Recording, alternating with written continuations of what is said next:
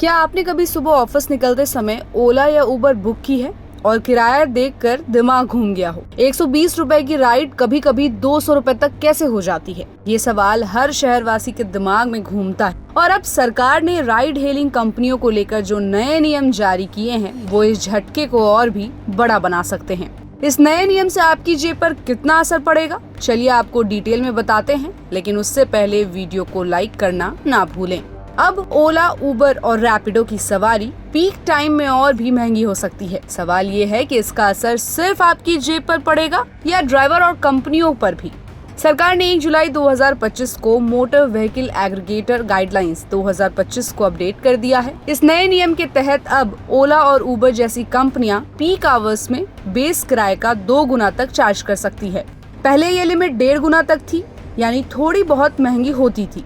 लेकिन अब सरकार ने कंपनियों को खुलकर सर्ज प्राइसिंग का हक दे दिया है। सरकार की दलील ये है कि इससे डिमांड सप्लाई बैलेंस बना रहेगा और ड्राइवरों को बेहतर इंसेंटिव मिलेंगे। अब सवाल उठता है कि ये पीक आवर्स कौन से होंगे? असल में ये वो समय है जब लोग ऑफिस या घर लौट रहे होते हैं, जैसे सुबह 8 से 11 और शाम को 5 बजे से 9 बजे तक। ऐसे समय में ट्रैफिक हाई रहता है, कैब की मांग बढ़ जाती है और सप्लाई कम हो जाती है। अब ऐसे समय में अगर आपका ओला 120 रुपए में आता था, तो अब वो 240 रुपए भी हो सकता है। और ये होगा ऑफिशियल अलाउड, यानी कंपनियों को किसी को भी सफाई नहीं देनी होगी। लेकिन कहानी यही खत्म नहीं होती है। सरकार ने सिर्फ कंपनियों को छूट नहीं दी, बल्कि ड्राइवरों को भी काफी कुछ देने के लिए कहा है।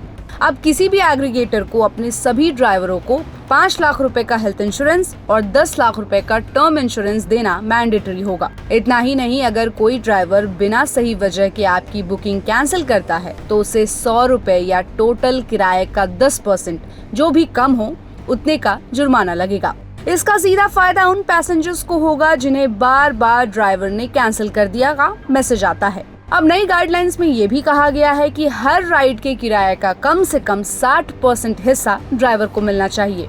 इससे पहले कुछ मामलों में कंपनियां बहुत बड़ा कमीशन काट लेती थी, जिससे ड्राइवर परेशान रहते थे। अब उन्हें एक फिक्स्ड हिस्सा मिलेगा, जिससे उनकी कमाई स्टेबल हो सकेगी। इससे मोटिवेशन बढ़ेगा और सर्विस क्वालिटी में सुधार आ सकता है। एक और इंटरेस्टिंग पहलू ये है कि इन नए नियमों में सरकार ने राज्य सरकारों को हक दिया है कि वो अपने अपने राज्य में बेस फेयर सेट करेंगे।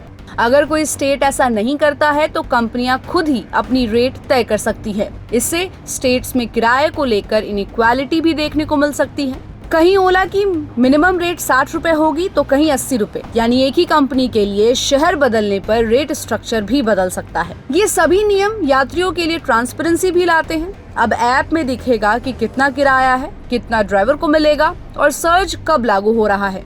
इससे लास्ट मिनट झटका लगने की पॉसिबिलिटी कम हो जाएगी। साथ ही अगर ड्राइवर आपके पिकअप पॉइंट तक 3 किलोमीटर से ज्यादा दूरी तय करता है, तो आपको उसका चार्ज नहीं देना होगा, यानी शॉर्ट डिस्टेंस राइड्स अब थोड़ा इकोनॉमिकल होगा। उबर ने सरकार के इस कदम का स्वागत किया है। उन्होंने कहा है कि इससे इंडस्ट्री में लॉन्ग टर्म क्लैरिटी और बैलेंस आएगा। वहीं रैपिडो ने भी इसे बाइक टैक्सी ऑपरेटर्स के लिए राहत बताया है, खासकर उन स्टेट्स में जहां उनके ऑपरेशंस बार बार नियमों के चलते रोके जाते हैं। लेकिन इस बदलाव का असर आपकी जेब पर तो पक्का पड़ेगा, क्योंकि अब जो किराया सर्ज के नाम पर कभी कभी लगता था, वो अब एक तरह से वैलिड हो गया है। यानी पीक टाइम में आप ओला या उबर से सफर तय करेंगे तो 200 से 250 देने के लिए तैयार रहिए। सवाल यही है कि क्या आप लोग मेट्रो या लोकल ट्रांसपोर्ट की तरफ लौटेंगे? अब आप ही बताइए, क्या ये नियम पैसेंजर्स के लिए फायदेमंद है या नुकसानदेह? क्या आप इतने पैसे देकर कैब लेंगे या दूसरा ऑप्शन देखेंगे? हमें अपनी राय कमेंट बॉक्स में देना ना भूले और ऐसे ही अपडेट्स के लिए keep watching and subscribe good returns.